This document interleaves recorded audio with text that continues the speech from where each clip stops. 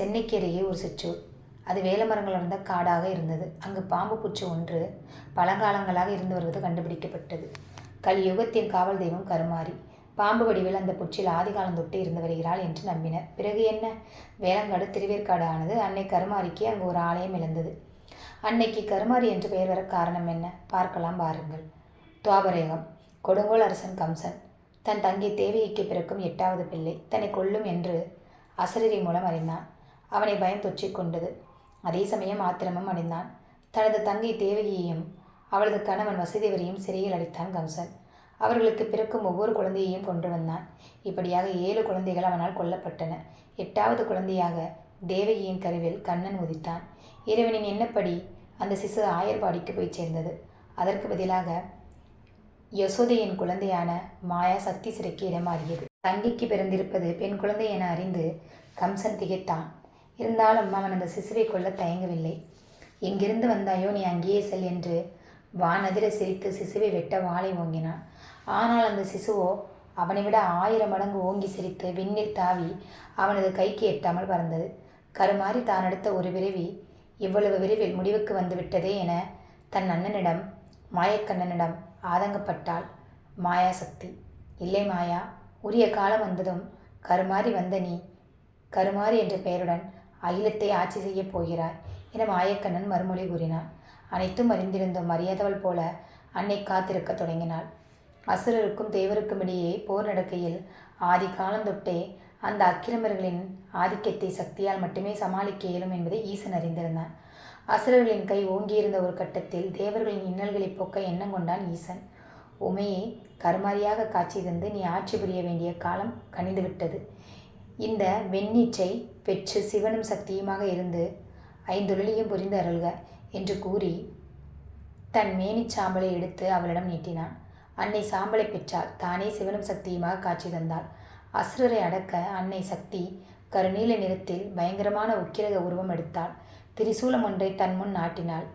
அன்னையை எதிர்த்த அசுரர்கள் அவளின் உக்கிரம் தாங்காமல் அடங்கி ஒடுங்கினர். தேவர்கள் தங்களுக்கு அபயமளித்த சக்தியை நெஞ்சார போற்றி துதித்தனர். உக்கிர சக்தியை மகாவிஷ்ணு சாந்தப்படுத்தி கருமாறி உலக மக்கள் உய்வதற்கு உன் கடைக்கண் அருட்பார்வையே போதும், தலை காட்டி உடல் மறை என உள்ளன்போடு உரைத்தார். கருமாறி புன்முறுவலுடன் தன் சிரமட்டும் காட்டி தன்னிலை மறைத்தாள். ஞாலத்து மக்கள் நாளும் வந்து வழிபடுவதற்கு ஏற்ப இன்னொரு அழகிய வடிவத்துடன் எழுந்தருளினாள். மகாவிஷ்ணு சாந்தப்படுத்திய கருமாறி உருவம் நாரணி, அதாவது நாராயணின் பெண் வடிவம் என்று அறியப்பட்டது. அற்புத அழகு கொண்ட வடிவம் சிவனின் பெண் வடிவம் என்று அறியப்பட்டது. தை மாதத்தில் பௌர்ணமி தினத்தில் பூச நட்சத்திரத்தில் ஞாயிற்றுக்கிழமையில் அன்னை அகத்திய முனிவருக்கு காட்சி தந்தாள். இதுவே அன்னையின் அவதார தினமாக கருதப்படுகிறது. இரட்டை உருவுடன் கூடிய அன்னையை கண்டு செந்தமிழால் போற்றி துதித்தார் அகத்திய முனிவர். கருமாறி அகத்தியருடன் கனிவுடன் கூறியதாவது: அகத்திய முனிவரே, உனக்காகவே காத்திருந்தேன். இனி நான் பாம்பு உருக்கொண்டு புற்றில் அடங்கி இருக்கப் போகிறேன். மறுபடி கலியுகத்தில் காட்சியளிப்பேன். கலியின் கொடுமையால் வாழும் மக்களுக்கு சாம்பலை கொண்டே சாந்தி அளிப்பேன். அப்போது எனக்கு திருக்கோயிலும் தீர்த்த குளமும் அமையும். பரிவார கடவுள்களுடன் பாங்குடனே அமைவேன். அன்னை உரைத்தபடியே அனைத்தும் நடந்தேறியது. வேலங்காட்டில் வெள்ளை வேல மரத்தின் கீழ் பாம்பு உருவில் அன்னை குடிகொண்டிருப்பது தெரிய வந்தது. அந்த இடத்தில் அவளுக்கு ஒரு ஆலயம் இருந்தது. ஆலயத்திற்கு எதிரே தீர்த்த குளம் அமைந்திருக்கிறது. புற்று இருந்த இடத்தில் அம்மனின் 2 வடிவச் சிலைகளும் பிரதிஷ்டை செய்யப்பட்டுள்ளன. புற்று ஆலயத்தின் ஈசான மூலைக்கு இடமாற்றப்பட்டுள்ளது. மஞ்சளும் குங்குமமும் துலங்க காட்சியளிக்கும் புற்றில் ஒரு திரிசூலம் எழுந்து நின்று அன்னையை அடிபணிவோருக்கு அபயம் அளிக்கிறது.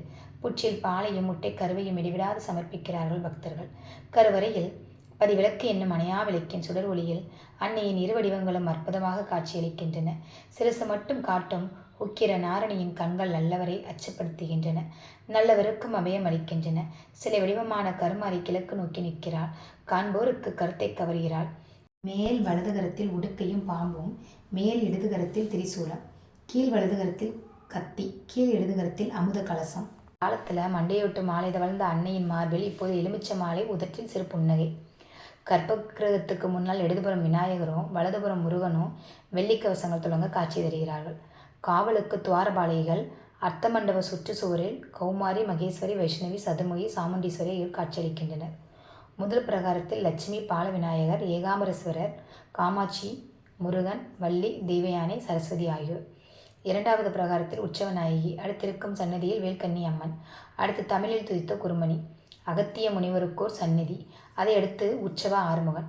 வடகிழக்கு மூலையில் வெங்கடாசலபதிக்கென ஒரு கோயில் உள்ளது. சிறிதாக அமைந்துள்ள இந்த கோயிலில் மகாலட்சுமி தாயாரும் கருடாழ்வரும் காட்சி தருகின்றனர்.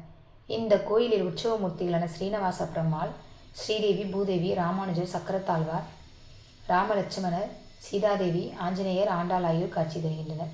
மூன்றாம் பிரகாரத்தில் தட்சிணாமூர்த்திக்கு ஒரு தனி கோயில், அங்காள பரமேஸ்வரிக்கு ஒரு தனி கோயில், கல்வி நல்கும் நீலா சரஸ்வதி என்னும் அன்னையை மடியில் தாங்கும் உச்சிஷ்ட கணபதிக்கென ஒரு தனி கோயில், பிரித்திங்கிரா தேவிக்கென பெரியதொரு கோயில், சப்த மாதர்கள், சுப்பிரமணியர், பைரவர் இவர்களுக்கும் சந்நிதிகள்.